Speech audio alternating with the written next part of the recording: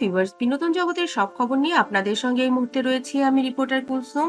বন্ধুরা, সুপারস্টার শাকিব খানের সঙ্গে এইবারের চমৎকার ঈদ কেমন কাটলো? আবরাম খান জয়ের এবং চিত্রনায়িকা অপু বিশ্বাসের জয় কেমন করে কার সঙ্গে নামাজ পড়তে গেল জানালো সম্পূর্ণ কঠিনভাবে চিত্রনায়িকা অপু বিশ্বাস।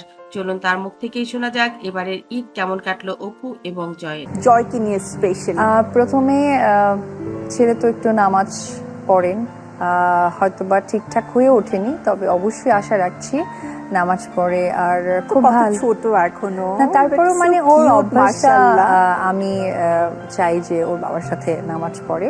আমরা কিন্তু মানে আমি তো জানি পার্সোনালি, বাট সোশ্যাল মিডিয়ার থ্রুতে কিন্তু সবাই দেখেছে যে ওর দাদার সাথে নামাজ পড়তে যায় মসজিদে, ওর বাবার সাথে যাচ্ছে। সো এটা দেখে কিন্তু আসলে সবার ও খুব বেশি কমফোর্টেবল ওর বাবার ও ফুপার সাথে, কারণ কি মানে ও তো নামাজ পড়তে পড়তে দুষ্টুমি করে, তো সেটা তারা দুজন ম্যানেজ করতে পারে। আর ওর দাদা তো আসলে দুষ্টুমিটা নিতে পারে না।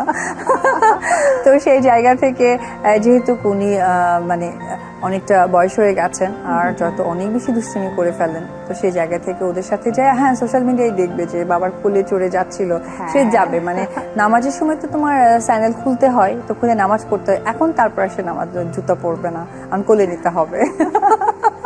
আচ্ছা, ঈদ এবং চলচ্চিত্র এই দুটো না একটা আরেকটার সাথে আসলে আমি বলবো মুদ্রার এপিট আর ওপিট।